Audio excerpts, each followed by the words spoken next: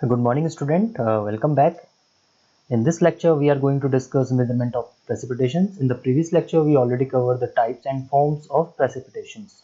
Now we are delivering a part-wise that why we are need to measure the precipitation. Then we will understand what are the equipment for measurement and the importance or the some important point related to the ground positioning of those instrument which is used for collecting the rain for measurement. So the first is why we need to why we need to measure the precipitate. This is a question.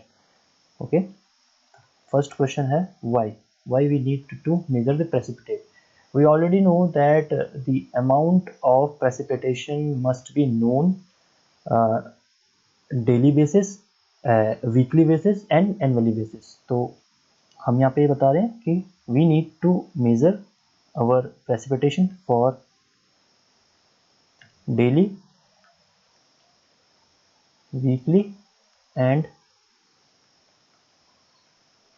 annually basis. Why? Because we know that we have a area. Okay, suppose this is your land area.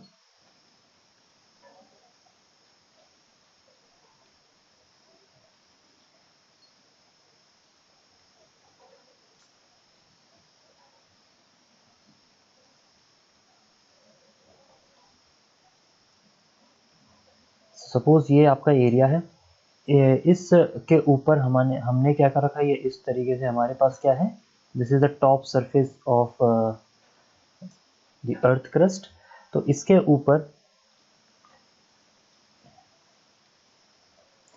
ऊपर precipitation होता है. ठीक है, तो हम ये precipitation की value को मेजर करना होता है हमें. ठीक है, अब ये जो वैल्यू होती है ये पहले तो किस में होती है, तो फर्स्ट पॉइंट मैं आपको बता देता हूँ कि हमने इसको मेजरमेंट करना होता है डेली बेसिस पे, वीकली बेसिस पे, मंथली पे और एनुअली पे. It is depend on the your type of project. ठीक है, जो आपका टाइप ऑफ स्टडी होगी या टाइप ऑफ प्रोजेक्ट होगा उस पर डिपेंड करता है कि आपने ये जो मेजरमेंट है वो डेली, वीकली, मंथली और एनुअली कैसे लेना है. सेकंड चीज़ है कि ये जो प्रेसिपिटेशन यहाँ पे हुआ है, ठीक है, इसके टाइप्स एंड फॉर्म्स के बारे में पता होना चाहिए. साथ में इसके साथ हमें इसका क्या होना चाहिए, इसके हमें मेजरमेंट मतलब हमें इसकी इंटेंसिटी पता होनी चाहिए. इंटेंसिटी या फिर जो अमाउंट है, कितना अमाउंट प्रेसिपिटेशन हुआ है, तो वो अमाउंट हमें पता होना चाहिए. तो अमाउंट को मैं कह सकता हूँ वॉल्यूम ऑफ प्रेसिपिटेशन, राइट. सो ये तीन चीज़ें हमें पता करनी होती है. तो क्वेश्चन ये है कि ये जो इंटेंसिटी और जो वॉल्यूम है इसे हम कैसे करते हैं. ठीक है, यहाँ पे मैंने एक पीस ऑफ लैंड आपके लिए बना रखा है. अगर आप इसे ध्यान से देखें तो ये एक पीस ऑफ लैंड है जो कि अंडुलर एरिया है. We can say this is your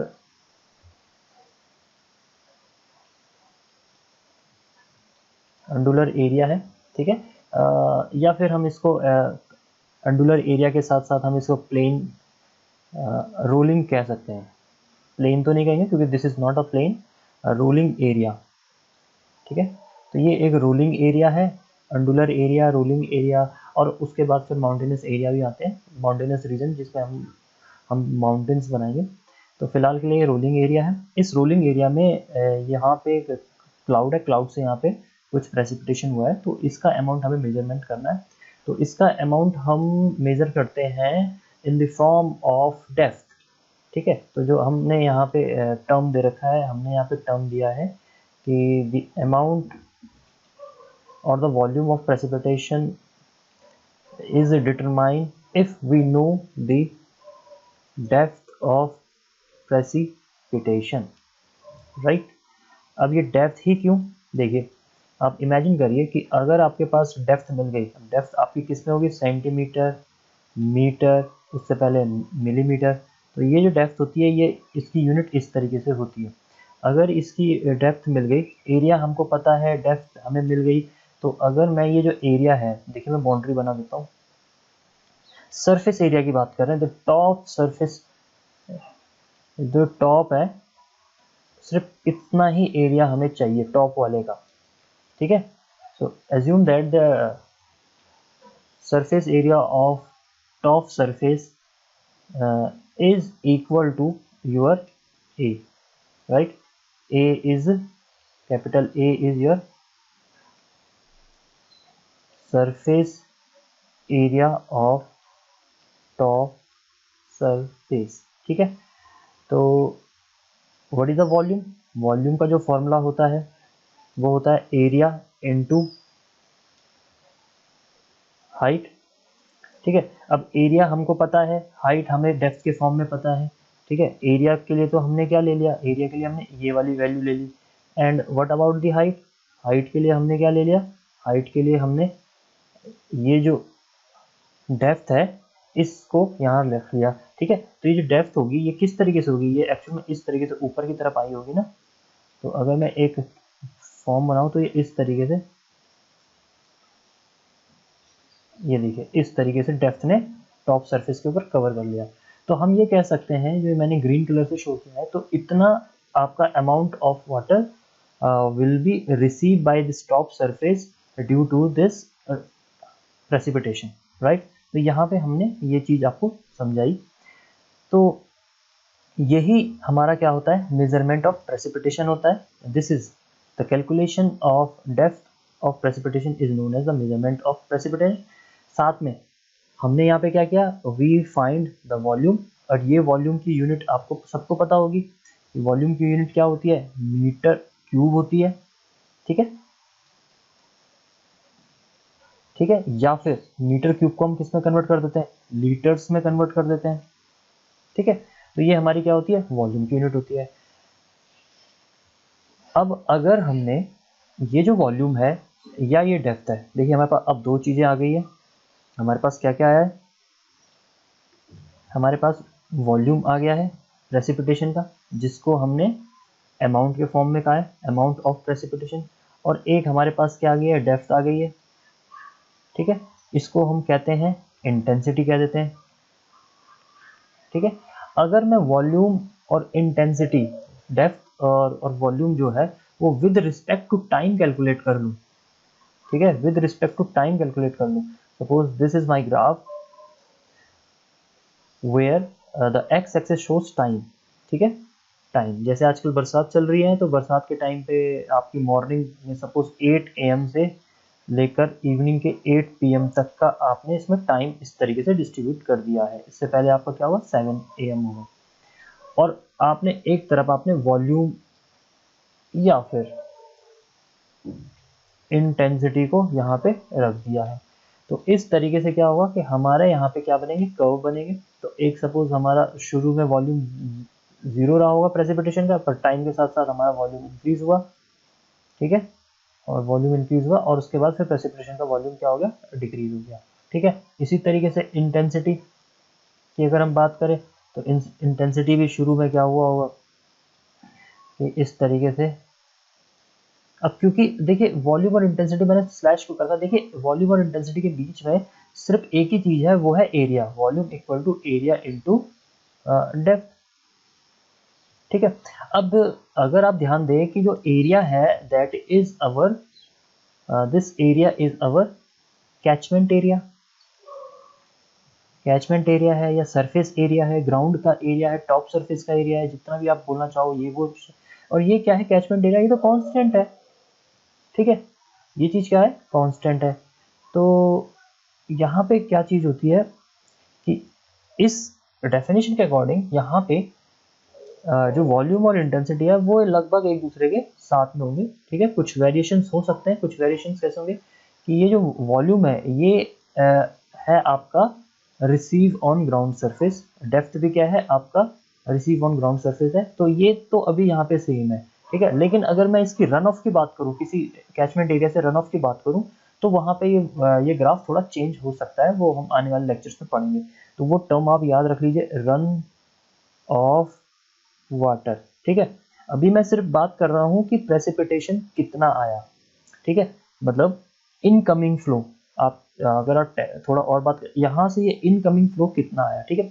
अब रन ऑफ क्या होता है, रन ऑफ आपका आप उसको रन ऑफ को इस तरीके से समझिए कि slope, suppose this ground is in slope position, ठीक है। तो स्लोप पोजिशन में तो वाटर यहाँ से यहाँ मूव करेगा, ठीक है, from A point to B point move करेगा। तो अगर ये प्रेसिपिटेशन इसने रिसीव करा इस एरिया के अंदर, तो यहाँ से क्या होगा, इस तरीके से मैं एक होल बना दे रहा हूँ, यहाँ से क्या होंगे, ये क्या होंगे, आउटफ्लो होगा। तो इसी को हम कहेंगे रन ऑफ वाटर, ठीक है। अब ये रन ऑफ वाटर समय के साथ साथ क्या होगा, वेरी करेगा, तो उसका भी ग्राफ बनेगा, ठीक है। तो वो हम हाइड्रोलॉजी के अंदर उसको पढ़ते हैं, उनको हम हाइड्रोग्राफ वगैरह कहते हैं। तो यहाँ पे हमने ये क्या पढ़ा, जो एक्यूमुलेशन, ये वॉल्यूम जो है ये एक्यूमुलेशन है। तो volume amount of water with respect to time, जब हम एक कर्व ड्रॉ करते हैं, जब हम ग्राफ ड्रॉ करते हैं, तो उसको हम कहते हैं मास कर्व, ठीक है। उसको हम क्या कहते हैं, मास कर्व कहते हैं। एक्यूमुलेशन के साथ होता है तो मास कर्व कहते हैं, ठीक है। लेकिन मास कर्व में क्या है, आपको एक्यूमुलेटेड वॉल्यूम लेना पड़ता है, बस इतना आप ध्यान रखें, एक्यूमुलेटेड वॉल्यूम, ठीक है। यहाँ पे क्या है, ये मेरा जो है ये इंडिपेंडेंट वॉल्यूम है, एक तरीके से ये एक्यूमुलेटेड वॉल्यूम नहीं है। ये 8 AM पे कितना प्रेसिपिटेशन रिसीव हुआ, यहाँ पे आपको दिख रहा होगा कि यहाँ पे अराउंड 11 या 12 कह दीजिए कि यहाँ पे सबसे ज़्यादा वॉल्यूम रिसीव हुआ। तो यहाँ पे इस जोन में रेन क्या हुई, सबसे ज़्यादा हाई इंटेंसिटी से क्या हुई, प्रेसिपिटेट हुई, ठीक है। तो आप ये कह सकते हैं। लेकिन जो मास कर्व होता है वो होता है एक्यूमुलेटेड वॉल्यूम। तो एक्यूमुलेटेड वॉल्यूम के लिए हम क्या करते हैं, अगर हम टेबल बनाएं इस तरीके से, ठीक है, तो ये थोड़ा सा मैं बता देता हूँ, आपको समझ में आ जाएगा। सबसे पहले हमारा क्या होगा, यहाँ पे टाइम आएगा, ठीक है। तो टाइम यहाँ पे 1 2 3 4 5 इस तरीके से 5 यूनिट ले लिए। फिर यहाँ पे वॉल्यूम आ जाएगा, वॉल्यूम को हम यहाँ पे लेते हैं 10 20 20 एंड 30, ठीक है। फिफ्थ को हम हटा देते हैं, only 4 reading we will taking, suppose ये होगा। तो एक्यूमुलेट, अब ये जो वॉल्यूम होगी इसकी यूनिट होगी, तो ये लीटर्स में हो गया, ठीक है। तो ये एक्यूमुलेटेड वॉल्यूम जो यहाँ पे आएगा वो कितना आएगा, शुरू के उसमें 10 लीटर्स आ गया, फिर यहाँ पे 20 प्लस 10 कितना हो गया 30, फिर 30 प्लस 20 कितना हो गया 50, 50 प्लस 30 इक्वल टू 80 लीटर। तो हम ये कहेंगे कि टाइम फ्रॉम 1 to 4, ठीक है, 1 AM से लेकर 4 AM तक जो टोटल वॉल्यूम हमारा रिसीव हुआ है ग्राउंड सरफेस पे, वो हमारा हुआ है 80 लीटर। तो this is first column, second column, third column, ठीक है। तो अगर मैं ग्राफ इस तरीके से बनाता हूँ, एक्स एक्सिस पे फर्स्ट कॉलम रखेंगे एंड वाई एक्सिस पे अगर मैं थर्ड कॉलम रखूंगा, तो जो मेरा कर्व होगा वो आप देख सकते हो कि 10 से स्टार्ट हो रहा है and then it will increasing like this, okay. So this is your mass curve, right. But अगर मैं सेकंड कॉलम के अकॉर्डिंग बनाते हैं, दिस इज एक्स एक्सिस पे 1 कॉलम की वैल्यू आएगी एंड वाई एक्सिस पे सेकंड कॉलम की वैल्यू आएगी।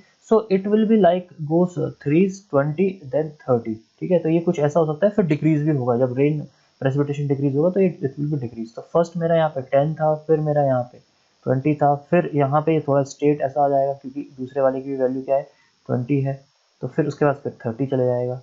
तो ये इस तरीके से हमारा क्या होगा, ये हमारा यहाँ पे हमको वॉल्यूम या फिर इंटेंसिटी और वॉल्यूम के टर्म्स में हमें यहाँ पे ग्राफ में ना, तो थोड़ा बहुत डिफरेंस होता है। बस आपको ये याद रखना है कि मास कर्व आपका एक्यूमुलेटेड के साथ होता है, मास कर्व आपका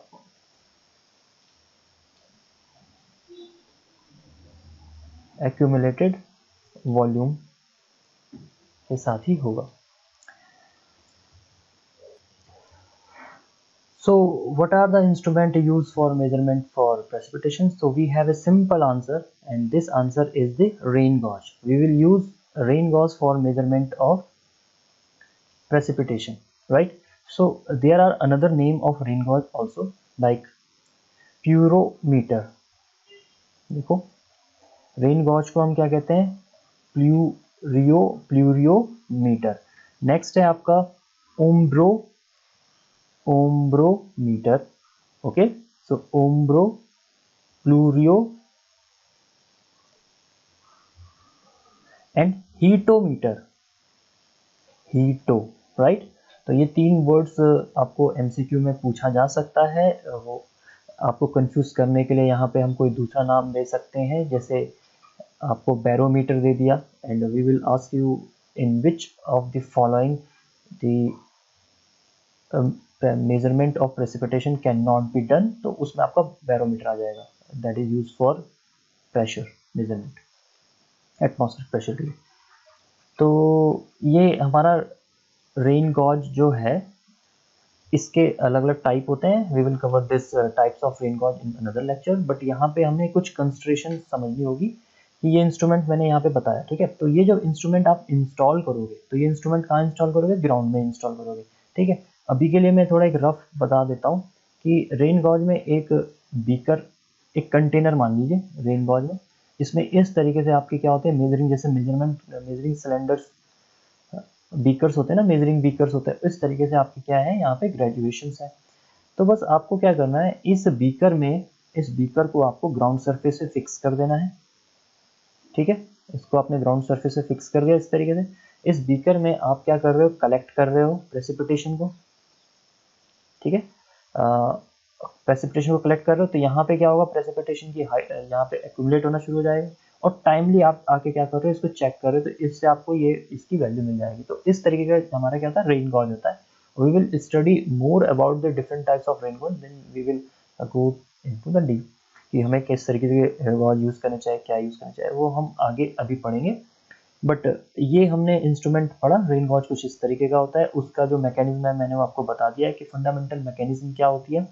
अब फंडामेंटल मैकेनिज्म के साथ अब हम इसमें क्या करते हैं, जैसे जैसे एडवांसमेंट हो गया, तो ये रीडिंग जो है, यहाँ पे जो रीडिंग है, इसको ऑटोमेटिक रीड किया जाएगा, ठीक है। रीड के साथ साथ इसके साथ हम इसको किसके साथ, टाइम के साथ रीड करते हैं।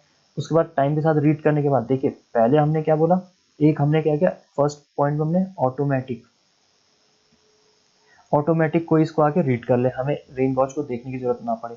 दूसरा क्या हुआ, ये रीड तो करे, रीड भी करे, और साथ में क्या करे, टाइम वेरिएशन के साथ करे, कि 1 AM पे कितना हो रहा है, 2 AM पे कितना हो रहा है, 3 AM पे, जिस तरीके से हमने टेबल बनाई ना, इस तरीके से ये रीड करे, ठीक है।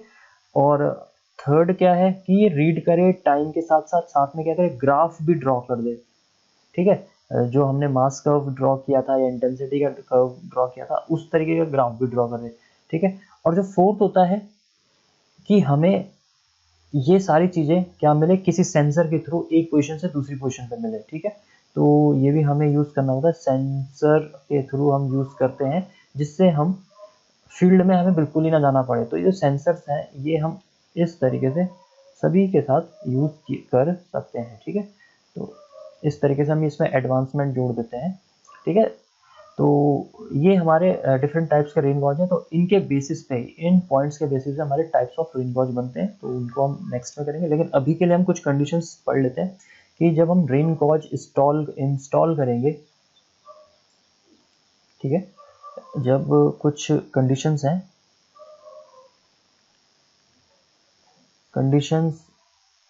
Before the installing of rain gauge on the field. तो ये इंपॉर्टेंट पॉइंट्स हैं जिसको आपको कंसीडर करना पड़ेगा, या फिर आप इसको कह सकते हैं कि इम्पॉर्टेंट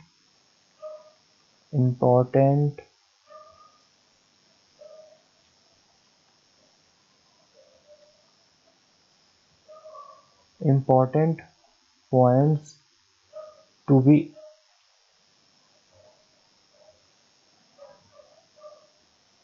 remembered before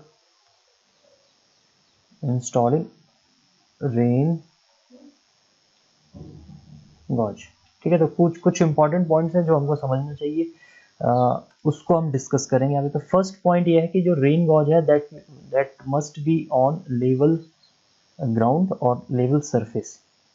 तो मैं शॉर्ट में लिख देता हूँ, rain gauge at level surface. तो बस आपको ये लेवल सरफेस याद रखना है। अब देखिए क्या होता है कि अगर क्योंकि आपका जो ग्राउंड सरफेस है वो अंडुलर, माउंटेनियस या प्लेन रीजन हो सकता है, ठीक है। तो इस तरीके से मैंने ये एक ग्राउंड सरफेस बनाया है, ठीक है। तो आपको जितना हो सके जो रेन गॉज है वो इंस्टॉल करना है आपको प्लेन सरफेस पे, ठीक है। अगर प्लेन सरफेस नहीं तो प्लेन सरफेस आपको बनाना पड़ेगा।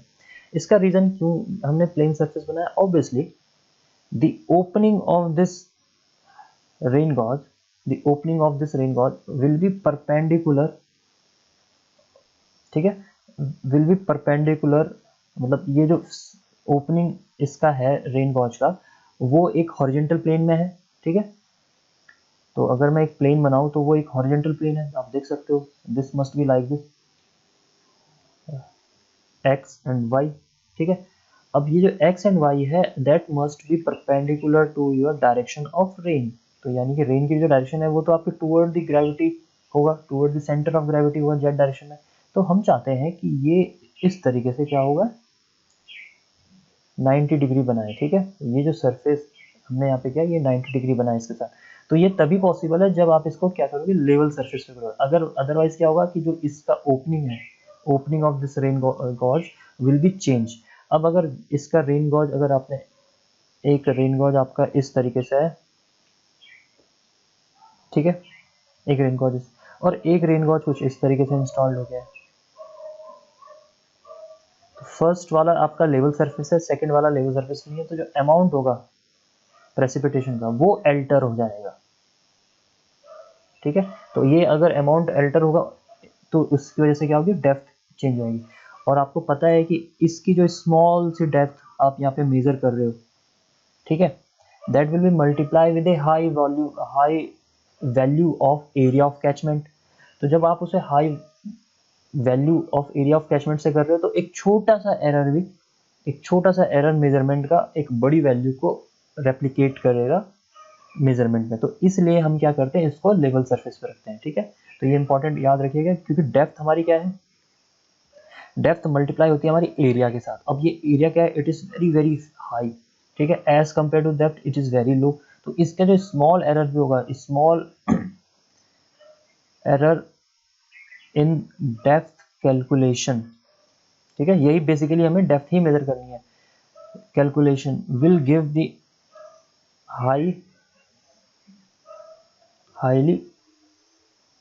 Highly false value in volume. तो ये आपको ध्यान देना कि एक स्मॉल से डेप्थ का जो एरर है वो एक बहुत ज़्यादा एरर क्रिएट करेगा वॉल्यूम कैलकुलेशन में, और उसकी वजह से हम अमाउंट नहीं कैलकुलेट कर पाएंगे प्रॉपरली।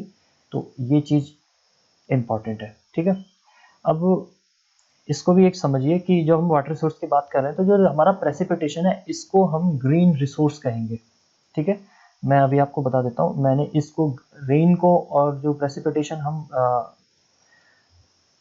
स्काई के थ्रू रिसीव करते हैं दैट इज माई ग्रीन। उसमें कोई भी पोल्यूशन नहीं होता है, उसमें कोई भी पहले तो कोई पोल्यूशन नहीं होता है, ठीक है, बिल्कुल प्योर वाटर होता है। दूसरा क्या होता है कि उसमें मेरी कोई भी मशीनरी यूज नहीं होती है जो अदर एनर्जी को यूज कर रही होती है, that is totally on natural phenomena, ठीक है। सेकंड हमारा आता है blue water resource, green water resource हो गया, फिर आता है हमारा blue water resource.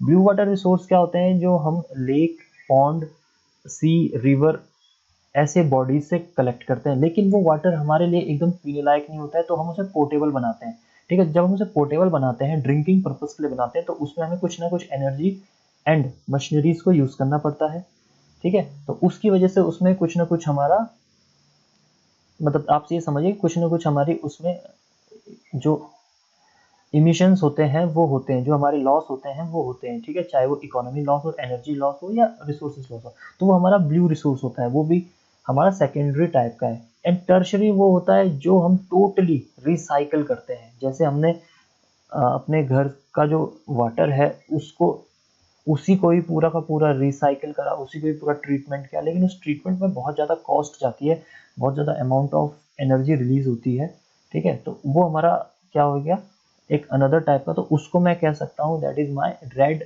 Water resource, ठीक है। तो जब हमारे पास सिटी जैसे सिंगापुर सिटी है, एग्जाम्पल के लिए Singapore collect their water from the sea water, और उसको पूरा का पूरा प्योरीफाई करता है, पूरा का पूरा पोर्टेबल बनाता है, ठीक है, तो वो रेड वाटर है। हम रिवर से जो वाटर लेते हैं हम इंडिया में, क्योंकि हमारा जो वाटर रिसोर्स है ड्रिंकिंग पर्पस के लिए, वो हमारा ब्लू वाटर रिसोर्स है, और एक हमारा होता है ग्रीन वाटर रिसोर्स, वो हमारा रेन है, जिसके ऊपर हमें सबसे ज़्यादा काम करना चाहिए। तो ये काम कैसे होगा, अगर आपने ये वॉल्यूम ही ढंग से कैलकुलेट नहीं करा, तो हमारा जो ग्रीन वाटर रिसोर्स की जो हमने वैल्यू इस्टेब्लिश करी है वो गलत हो जाएगी। तो इसीलिए एक छोटी सी एरर, आपके इस छोटी सी एरर को एक बहुत बड़ी प्रोजेक्ट को फेल कर सकता है, एक बहुत बड़े एम को खराब कर सकता है। तो ये इसीलिए हम क्या करते हैं कि ये पॉइंट हमें कंसिडर करने पड़ते हैं कि हमारी एक छोटी सी चीज कितनी बड़ी चीज को रेप्लिकेट करती है। तो सेकंड पॉइंट ये है, सेकंड पॉइंट जो हमें याद रखना है, कंसिडर करना है कि अगर आपने रेन गॉज को लेवल रख दिया है, ठीक है, अब लेवल सरफेस पे रेन गॉज रख दिया, अब आपकी आती है यहाँ पे हाइट ऑफ रेन गॉज, ठीक है। तो ये हाइट आपकी इतनी होनी चाहिए उस एरिया में जहाँ पे आप रख रहे हो, कि आपको इसको थोड़ा सा ग्राउंड सरफेस से ऊपर रखना पड़ेगा, ठीक है, ग्राउंड सरफेस से थोड़ा सा आपको इसको ऊपर रखना पड़ेगा। वो इसलिए ताकि अगर आप इसको ग्राउंड सरफेस से ऊपर नहीं रखेंगे तो जो नियर बाय का वाटर है ड्यूरिंग द रेन, जो सरफेस के ऊपर का वाटर है वो इसमें एंटर कर जाएगा, जिसकी वजह से again your value of depth will be change, ठीक है। इसको थोड़ा सा हमें एक हाइट पे फिक्स्ड करना है। दूसरा ये है कि हमें इसको इतनी भी हाइट पे फिक्स नहीं करना है कि इस पे विंड इफेक्ट हो जाए, राइट। हमें इसको इतनी भी हाइट पे फिक्स नहीं करना है कि इस पे विंड फोर्सेस इस तरीके से वर्क करें, क्योंकि जब आप कोई चीज़ को बहुत ज़्यादा हाइट पे ले जाते हैं तो आपको वहाँ पे विंड फोर्सेस की वैल्यू इंक्रीज हो जाती है। तो ये हमारा सेकंड पॉइंट था। Third point, it is very easy, कि जब आप ये रेन गॉज इंस्टॉल करेंगे सरफेस में, तो आप इसके चारों तरफ क्या करेंगे, फेंसिंग करेंगे, फेंसिंग करेंगे, या आप एक बाउंड्री प्रोवाइड करेंगे। ये बाउंड्री क्यों प्रोवाइड करते हैं, ताकि ये जो आपके नियर बाय में जो जानवर होते हैं या जो एनिमल्स कैटल्स होते हैं वो इसको एंटर ना करें, वो इसको डिस्टर्ब ना करें। तो हम क्या करते हैं, 5.5 मीटर इंटू 5.5 मीटर की क्या करते हैं, फेंसिंग प्रोवाइड करते हैं, और उसके सेंटर में हम ये रेन गॉज इंस्टॉल करते हैं। So this is the third point. और जो फोर्थ पॉइंट है, which is related to your obstacles.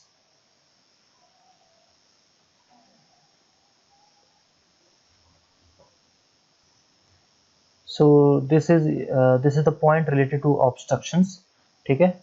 जो आपके कोई भी इस तरीके के जो परमानेंट स्ट्रक्चर हैं that will disturb your rain gauge, we will consider in this point. अब यहाँ पे क्या है, मैं आपको एक फिगर वाइज बता देता हूँ। Let's take an example, this is your ground surface, right, and I have installed my rain gauge to this point.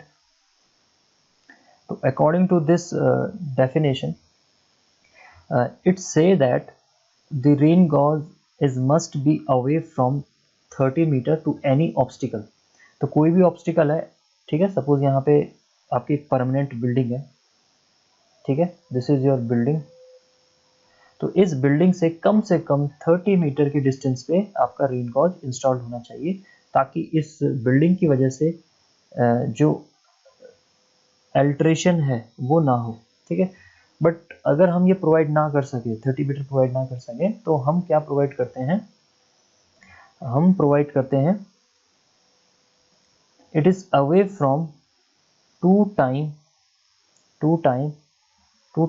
Of height of obstacle, ठीक है, हाइट ऑफ ऑब्स्टिकल। अब यहाँ पे ये बिल्डिंग थी 30 मीटर के अगर डिस्टेंस है तो ठीक है, वेरी गुड। अगर ये 30 मीटर के अंदर है, सपोज कोई बिल्डिंग इस 30 मीटर के अंदर है, और इसकी height, this is a small one building, this is B2, और इसकी जो हाइट है वो यहाँ पे 5 मीटर है, ठीक है। तो आपका जो रेन गॉज होगा that must be installed more than 10 metre distance. तो ये इस तरीके से हमारा दूसरा पॉइंट था, ठीक है। तो अगर B2 से रेन गॉज की डिस्टेंस 10 मीटर से ऊपर है then it is okay, otherwise we have to change the position of rain gauge, ठीक है। एक एग्जांपल मैं आपको फिर से बता देता हूँ। Let's take an example of this is 9 metre distance पे आपका क्या था, एक पहले आपका क्या था कि आपने जब रेन गॉज इंस्टॉल किया था पॉइंट ए पे, उस वक्त यहाँ पे कोई भी पेड़ नहीं था, but after the 9 metre after period of time there is a tree which is 9 meter away from the position of rain gauge. So I will take this is the B point, B3 point, okay, because B1 is already taken for the big building, B2 for small building, that is a B3, and the height of this tree is 4 meter. So will this positioning of A, which is a positioning of rain gauge with respect to B3 is okay or not, B3 is okay or not, तो ये आपको बताना है। तो obviously the height is 4 meter, we have to take the distance more than the twice of the height, and the twice of height is equal to कितना हो जाएगा, 2 into 4 आ जाएगा 8 meter. So we have to check whether the distance between A to B3 is more than 8 meter or not. तो यहाँ पे अगर हम देखेंगे तो ये डिस्टेंस 8 मीटर से ऊपर है, तो we don't need to change the positioning of A point with respect to B3 point, ठीक है, ये समझ में आ गया। But after the certain time the height will increase, the height of this tree will increase and goes to the 5 metre, ठीक है। तो अब यहाँ पे ये क्या हो गया कि हाइट इंक्रीज होके 5 मीटर हो गया। इस केस में ट्वाइस ऑफ हाइट कितनी हो जाएगी, 2 into 5 equal to 10 मीटर, ठीक है। So we have to check whether the distance between A to B3 is more than 10 meter or not, but यहाँ पे 10 मीटर है और यहाँ पे कितनी है, 9 मीटर है। So now we have to change the position of rain gauge, ठीक है। अब A से मुझे क्या करना पड़ेगा, इसको कुछ दूसरी डिस्टेंस पे ले जाना पड़ेगा, या इस डायरेक्शन में ले जाएंगे या y डायरेक्शन में ले जाएंगे, ठीक है। This is x direction, this is a y direction. तो उस तरीके से मैं इसको इस तरीके से चेंज करूंगा so that it will satisfy for this criteria, it will satisfy for this criteria A to B3 as well as the criteria for B2 to A। तो हमें इस तरीके से इस पोजीशन को सेट करना पड़ेगा रेन गॉज की y डायरेक्शन में और x डायरेक्शन में, जिससे दोनों जो कंडीशंस हैं, दोनों तरफ की कंडीशन है ऑब्स्टिकल्स की, वो सेटिस्फाई हो जाए। अगर ऑब्स्टिकल की कंडीशन तब भी सेटिस्फाई नहीं हो रही है, so we have to change और we have to identify the new location. अब मैं इसको इस जगह से ही हटा दूंगा, मतलब इसको दूसरे एरिया में प्लेस करूंगा, ठीक है। So this is the all about the today lectures. In this lecture we cover only the measurement of precipitation, right, and the instrument, not about the instrument but only the name of the instrument, and also we understand that how the different instrument are made on different conditions. Then we understand also the important points before installing the rain gauge on the ground surface, and we cover those points in details also, because the small error in your depth measurement, measuring the depth of rain gauge will impact very high on the volume, which is very useful because this is a green water resource। तो ये हम सब ने पढ़ा। उसके बाद हमने obstacles की कंडीशंस देखी and we discuss more about these types of obstacles like B1, B2 and B3, and also about the changing the position of rain gauge from a point to another point, if it is possible. If it is not possible, then we have to change the rain gauge position into another area. So these are the end of this lecture. Thank you, have a nice day. We will meet in another video.